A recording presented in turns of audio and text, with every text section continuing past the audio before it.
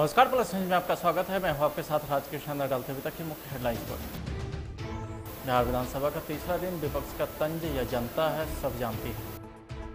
Lucknow Ayodhya highway पर हुए सड़क हादसे पर मृतक के आश्रितों को मिलेगा 2 लाख का मुआवजा, सीएम नीतीश कुमार ने की घोषणा।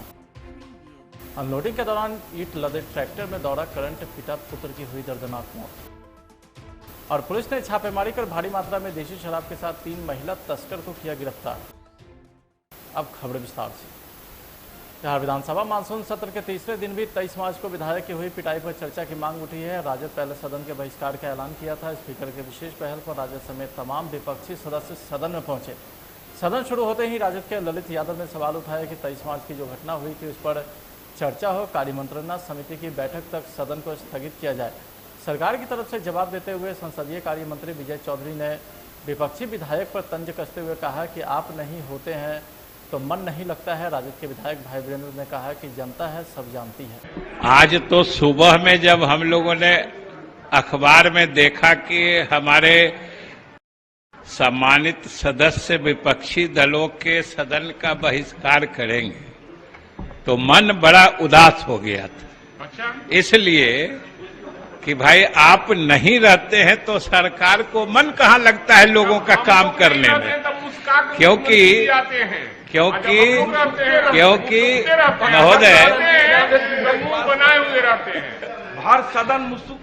महोदय इसलिए हम सबसे तो पहले आसन को भी धन्यवाद देते हैं सरकार की तरफ से, जो आसन ने पहल करके माननीय नेताओं से बात करके इनको सदन में आने का मार्ग प्रशस्त किया है।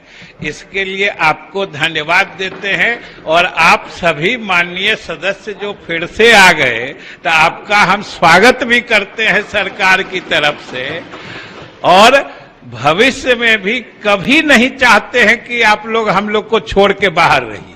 बिहार विधानसभा में पटना के एसएसपी उपेंद्र शर्मा पर सवाल खड़े करते हुए कांग्रेस विधायक ने जबरदस्त तरीके से आवाज उठाई है। कांग्रेस विधायक के सिद्धार्थ ने आरोप लगाया कि महादलित परिवार पर जुल्म ढाने वाले पटना के एक थानेदार पर एक्शन लेने के बजाय एसएसपी उपेंद्र शर्मा चुप्पी साधे बैठे हैं। दरअसल कांग्रेस विधायक ने यह मामला विधानसभा के शून्यकाल में उठाया है। चोरी का एफआईआर कराने तो उसी को मुद्दाले बनाने का प्रयास किया गया। 12 घंटा सीसीटीवी में कैद है, बंधक रखा गया और कोई संवेदनहीन, पूरी संवेदनहीनता दिखा रहे हैं पटना के एसएसपी। मारने के लिए, लाठीचार्ज करने के लिए आज भी मांझी जी बैठे हुए हैं। इन्हीं के जाति के लोग को, महिलाओं को घर में घुसकर घर तोड़ दिया गया। इतनी बेरहमी से मारा गया है बिना कोई कारण के, और मुद्दई को मुद्दाले बनाएंगे।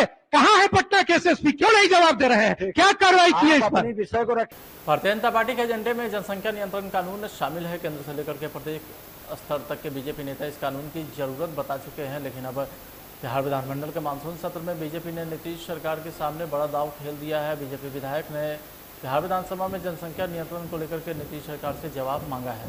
तो देश में जिस तरह जनसंख्या बढ़ रही है, पूरे विश्व में जनसंख्या बढ़ रही है, देश में जनसंख्या बढ़ रही है, हम जनसंख्या के दृष्टिकोण से हमारा देश दूसरे स्थान पर है, और बिहार जो है उत्तर प्रदेश के बाद हमारा बिहार है। तो इस दृष्टिकोण से जनसंख्या नियंत्रण के लिए एक कानून बनना चाहिए ताकि जनसंख्या पर नियंत्रण हो सके, जनसंख्या विस्फोट से हम बच सकें और बिहार आगे बढ़ सके। इसलिए करके जनसंख्या अगर बढ़ती है तो निश्चित रूपेण उस प्रदेश का विकास रुकता है, देश का विकास रुकता है। इसलिए करके हमने इसको जो है लाने का काम किया ध्यानाकर्षण के माध्यम से। बीजेपी के मंत्री हैं, वहीं जेडीयू के अगर नीतीश कुमार जी की बात की जाए, आपके मुखिया, तो वो कहते हैं शिक्षित किया जाए महिलाओं को। वहीं अगर बीजेपी की ही डिप्टी सीएम की बात की जाए तो कह रहे हैं पुरुषों को शिक्षित किया जाए। ऐसे में ये कंट्राडिक्टरी नहीं, देखिए सरकार का स्पष्ट सोच है और एनडीए सरकार में हम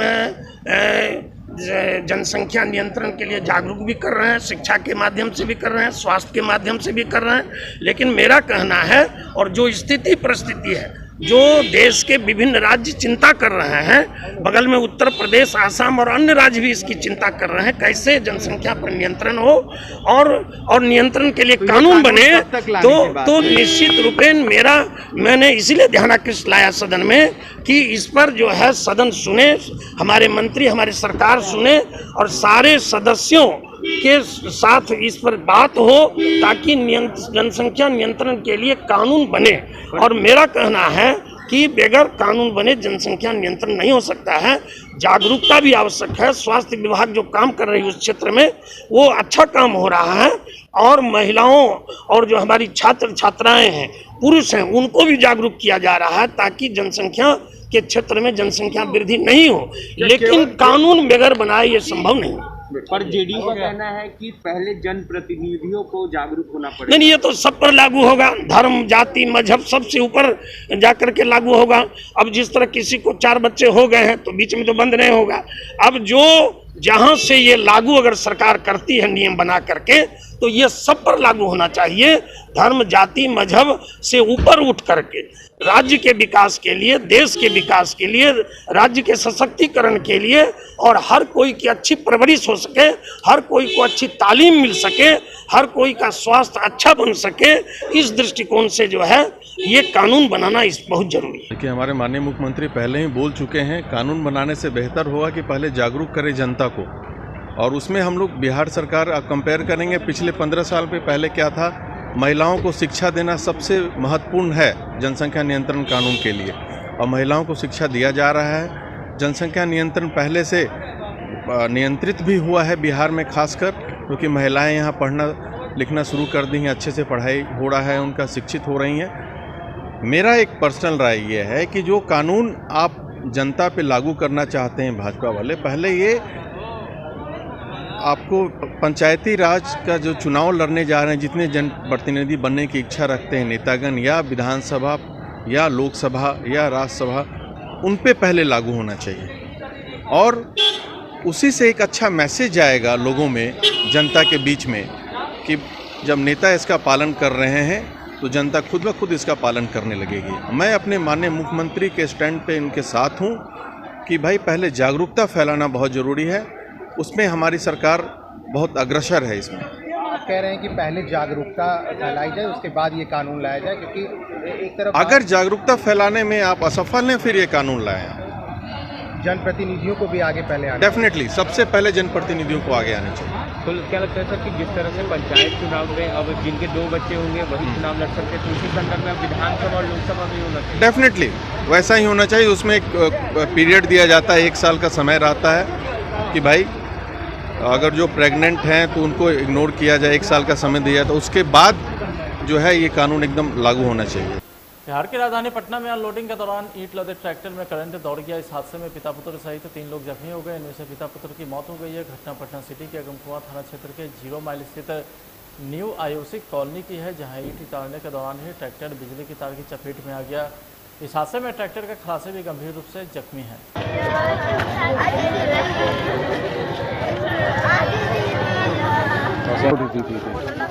नंगे तार की वजह से, जोर से बोलो, नंगे तार की वजह से मेरे पापा और भैया दोनों पानी के वजह पानी में वो करंट के कारण वो मर चुके हैं।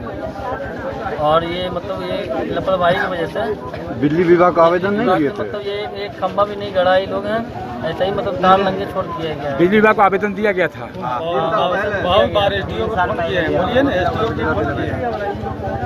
अब क्या मांग करते हैं? उनकी वाइफ को नौकरी चाहिए कम से कम, कि बच्चे को पूरा ये लाइन को ये पूरा काम किया जाएगा, इसका कराना चाहिए। क्या नाम हुआ आपका? मेरा नाम धर्मेंद्र। कौन है? मेरा पापा का बेटा है। पापा और भैया का। हम तो अभी जस्ट पहुंचे ही। हाँ, क्या देखे? ट्रैक्टर लेके जा रहे थे शायद। हाँ। ट्रैक्टर पलट गई। हाँ। एक आदमी उसमें दबा गए। कारण क्या पलटने का? बिजली के तार से करंट हो गया। करंट के चलते दोनों आदमी की मौत हो गई। उसके बाद ये लोग क्या कर रहे हैं? और उसके बाद ये लोग अपना मुआवजा की मांग कर रहे हैं। बिजली विभाग के SDO को बुला रहे हैं, बुलवाना चाह रहे हैं, मुआवजा की मांग कर रहे हैं। NH को जाम कर दिया गया। घंटों से जाम है, अभी तक कोई बड़ी अधिकारी नहीं आए। खबर किया गया है, बड़े पदाधिकारी को खबर किया गया है। क्रमवार सभी को आ रहे हैं, हम लोग भी पीछे से ही पहुंचे हैं, इंतजार कर रहे हैं। बाकी नहीं तो आ रहे हैं वो लोग भी, बड़े पदाधिकारी लोग भी आ ही रहे हैं। खबर दी गई है। क्या मांग कर रहे हैं लोग? मांग का कोई राशि का अमाउंट नहीं खोल रहे हैं, कह रहे हैं कि हम लोग को मुआवजा चाहिए और इससे कोई मुंह नहीं खोला है कि होना चाहिए। कितने लोगों की मौत हुई? नौकरी का मांग है, नौकरी का। दो लोग, पिता पुत्र जी दोनों पिता पुत्र। हाँ, दोनों पिता पुत्र। ठीक। लखनऊ अयोध्या हाईवे पर हुए सड़क हादसे पर बिहार के मुख्यमंत्री नीतीश कुमार ने ट्वीट कर दुख जताया है। उन्होंने दुर्घटना में 18 लोगों की मौत पर गहरी शोक संवेदना व्यक्त करते हुए मृतक के परिजनों को धैर्य धारण करने की शक्ति प्रदान करने की ईश्वर की प्रार्थना की है। इस हादसे में मृतक 12 लोग बिहार के हैं।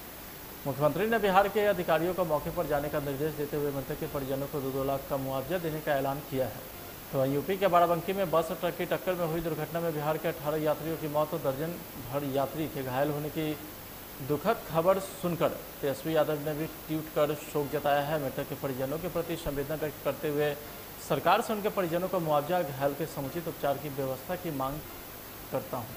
सुपौल के त्रिवेणीगंज रोड में अवस्थित एक दुकान में भारी मात्रा में अरबा चावल बरामद किया गया है। गुप्त सूचना पर बीएसएफ और सीओ ने पुलिस बल के साथ सिंटू गुप्ता के दुकान गायत्री ट्रेडर्स में छापेमारी किया है, जिससे गोदाम में भारी मात्रा में चावल बरामद किया गया है। साथ ही दुकान परिसर में खड़ी एक पिकअप गाड़ी से भी 45 बोरी चावल बरामद किया है।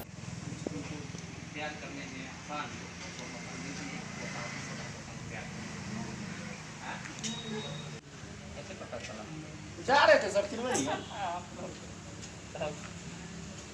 शराब कारोबार में धरपकड़ के बाद भी शराब का कारोबार लगातार जारी है। मामला पटना सिटी के मालसलामी थाना क्षेत्र के मंसूरगंज के मुशरी इलाके का है, जहां गुप्त सूचना के आधार पर पुलिस ने छापेमारी कर भारी मात्रा में देशी शराब के साथ 3 महिला तस्कर को गिरफ्तार किया है। बताया जाता है कि शराब माफिया पुलिस से बचने के लिए महिलाओं का सहारा लेते हैं।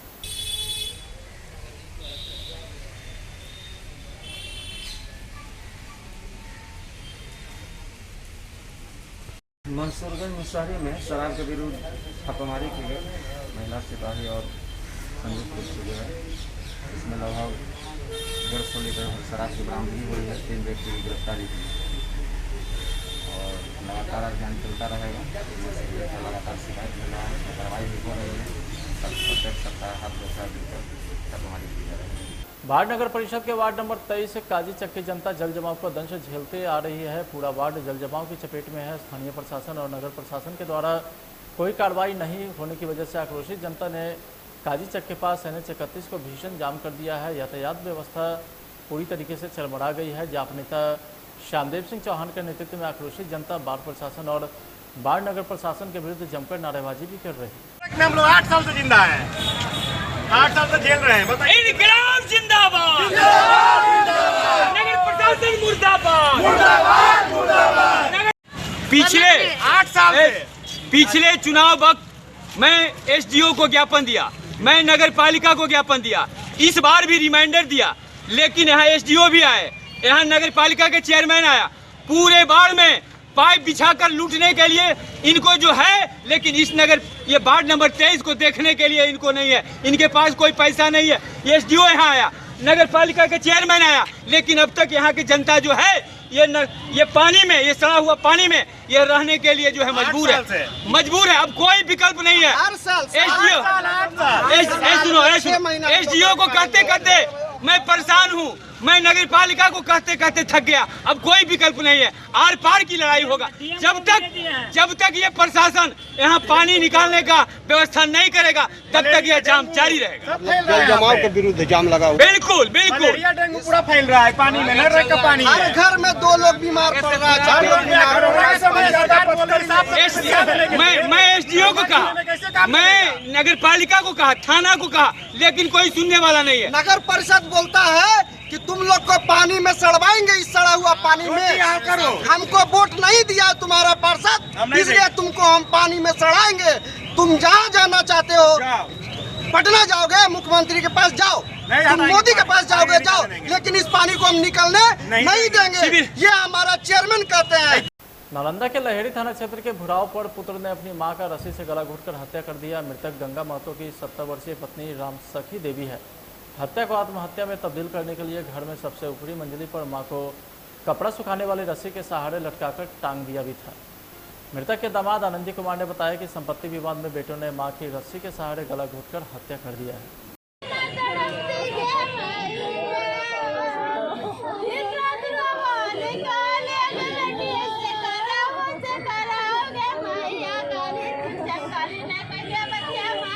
साक्षी देवी, उनको जो है पुत्र जो है घाटी लगा करके मार दिया। कुछ नहीं, मैंने ये बेटी लोग जो है इनका इलाज वगैरह कराती थी, इनसे इनको डर हो गया कि भाई संपत्ति लिखा लेगा या कुछ भी, इसके कारण जो है हत्या कर दिया। हम लोग को हत्या करने के बाद सूचना दिया गया कि माँ जो है बंद है। जब हम लोग आए यहाँ तो देखे कि माँ जो है नीचे गिरी हुई है और जबकि रस्सी पंखा में ऐसे ही लटका हुआ। इससे साफ स्पष्ट होता है कि बेटा ने घाटी लगा के मार दिया। मेरा नाम आनंदी प्रसाद, बड़ी पहाड़ी, हम रात भर हुई मूसलाधार बारिश ने एक और जहां पूरे शहर को टापू में तब्दील कर दिया है, तो वहीं जिला के में मुख्य कोरोना टीकाकरण केंद्र भी इस बरसात के पानी में पानी हो गया है। तस्वीरें मोतिहारी के बीचों बीच स्थित जिले के सबसे प्रतिष्ठित जिला स्कूल की है, जहां पर जिला प्रशासन ने सबसे बड़ा टीकाकरण केंद्र का निर्माण किया है। विगत महीने यहाँ कोरोना का टीका लोगों को लगाया जाता रहा है, लेकिन नगर निगम की कर्तव्यहीनता व यहाँ के अधिकारी की शिथिलता के कारण पूरा कैंपस पानी में डूब गया है। तस्वीर देखिए आप, किस तरीके से टीकाकरण केंद्र पर लोग घुटने पर पानी में चलकर टीका लेने को मजबूर हैं।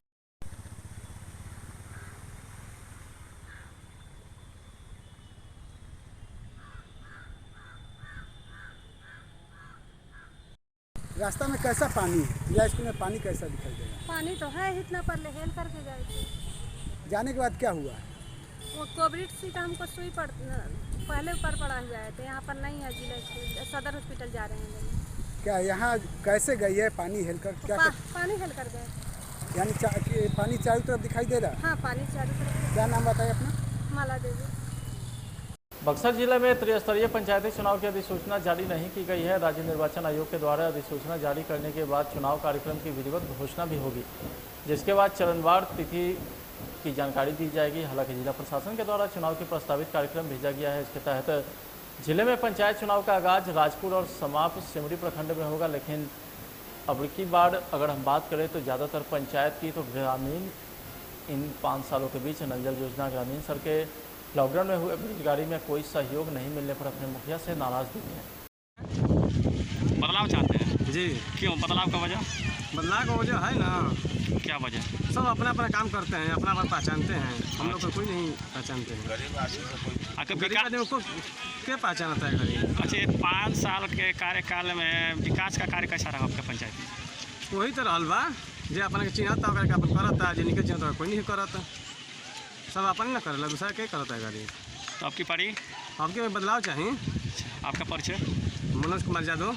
किस गांव से हैं आप? कन्हैरी, थाना राजपुर, जिला बक्सर। धन्यवाद। कन्हैरी गांव। हम लोगों का बदलाव हम लोग चाहते हैं। अच्छा, आखिर बदलाव का वजह है तब ना हम लोग कर रहे हैं। मतलब कुछ हम लोग उनसे संतुष्ट नहीं है। अच्छा, क्या विकास के कार्य आपके पंचायत में नहीं हुआ? नहीं, विकास का काम कहाँ हुआ है? विकास का काम नहीं हुआ? नहीं, वो अपना अपना सब देखकर काम करते हैं। लेकिन इस पंचायत चुनाव में जितना नरेगा में काम हो रहा है, जितना बड़े आदमी जो खेतिया रहे, पूंजीपति वाला, सब नरेगा में वही है। अच्छा। आज भी। अच्छा। हाँ, लेकिन आपकी पारी बदलाव? एकदम बदलाव हम लोग को होना चाहिए। परिचय आपका? हाँ, आपका परिचय? महेंद्र पासी। किस गांव से हैं? कन्हैरी, हरपुर पंचायत, कन्हैरी गांव से। यही तो पहले तो शिक्षा रहेगा, बच्चों इधर उधर से घूम रहे हैं, बढ़िया शिक्षा होकर बढ़िया संस्कार सीखें, समाज में रहना सीखें, यही सबसे उत्तम न है। ऐसे बच्चों कल का भविष्य है, उसी आधार पर। और स्वास्थ्य, शिक्षा और स्वास्थ्य पर हमारा पूरा जोर रहेगा। इसके अलावा सर क्या मुद्दा और है? इसके अलावा तो हम सोच रहे हैं कि एक आश्रम बनाएं अपने पंचायत में, जिसमें कि बुजुर्गों का सेवा हो, हर एक समाज के बेटी की शादी हो, ब्याह हो, उसमें हम कुछ अपना सहभागिता दिखाएंगे। सर, गांव के पंचायत के लोगों में यही है कि यहाँ पर सड़क और नल जल योजना क्योंकि कारगर साबित नहीं हो रहा है सर, इस पर? हाँ, साबित नहीं हो रहा है तो होगा। अब हम होंगे तो होगा, अब नहीं हो रहा है तब इस पर तब हम क्या बोलें। सर, आपका परिचय? सर, मेरा परिचय भरत राय, कन्हैरी ग्राम, पोस्ट कन्हैरी, थाना राजपुर, जिला बक्सर। स्वर्गीय पिताजी का नाम स्वर्गीय राजनारायण, हरपुर पंचायत। धन्यवाद सर। जी। मुंगेर के संग्रामपुर थाना क्षेत्र के सनहौली गांव में जमीनी विवाद को लेकर के दो पक्षों में जमकर मारपीट हुई है। वह दूसरे पक्ष के दो व्यक्ति गंभीर रूप से जख्मी हैं, जिसे परिजन के द्वारा सामुदायिक स्वास्थ्य केंद्र संग्रामपुर में इलाज कराया जा रहा है, जहां इलाज कर रहे चिकित्सक ने उन्हें खतरे से बाहर बताया है।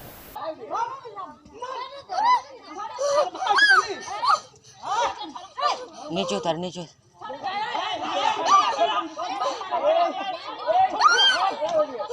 मुजफ्फरपुर जिले के मीनापुर थाना क्षेत्र के शकरपट्टी गांव में एक व्यक्ति की गड्ढे भरे पानी में डूबने से मौत हो गई। शव को पोस्टमार्टम के बाद आक्रोशित लोगों ने मुआवजे की मांग को लेकर NH 77 को जाम कर दिया। दरअसल मृतक व्यक्ति की पहचान लाल बाबू सैनी के रूप में हुई है, जो पुल के नजदीक गड्ढा में गिर जाने से मौत हो गई। तो वहीं ग्रामीणों ने NH 77 को जाम कर मुआवजे देने की मांग करने लगे। जरूरी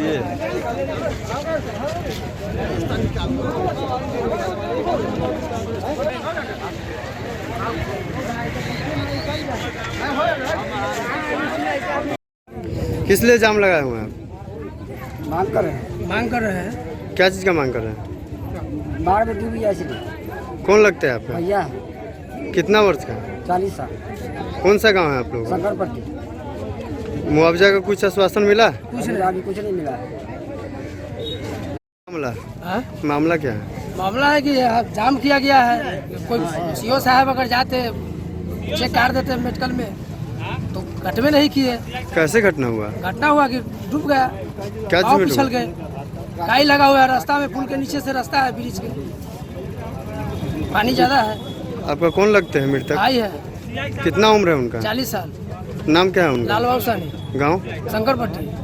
प्रखंड मीनापुर। भले ही बिहार में पूर्ण शराबबंदी है, परंतु इसके सारे दावे विफल नजर आ रहे हैं। पुलिस व उत्पाद विभाग के द्वारा हर जिले के बॉर्डर पर शराब के खिलाफ सघन जांच अभियान चलाई जा रही है। फिर भी पुलिस की आंखों में धूल झोंककर शराब व्यवसायी इस धंधे का विस्तार तेजी से कर रहे हैं। इसी क्रम में शराब के विरुद्ध चलाए गए अभियान में गुप्त सूचना के आधार पर बीती रात्रि दाऊदनगर पुलिस के द्वारा पत्थरकट्टी के पास से एक ट्रक, एक सुमो, 2 सेंटरों से कुल 405 कार्टून विदेशी शराब पुलिस ने बरामद किया। साथ में 3 तस्कर को भी गिरफ्तार किया है।